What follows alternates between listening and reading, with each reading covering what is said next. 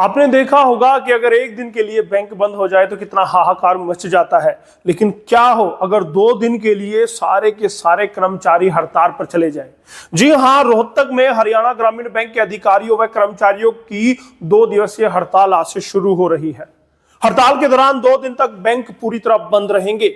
इसके बाद भी अगर कर्मचारियों की मांग पूरी नहीं होती तो हड़ताल को आगे बढ़ाने पर विचार करेंगे, यानी कि समस्याएं बढ़ सकती है।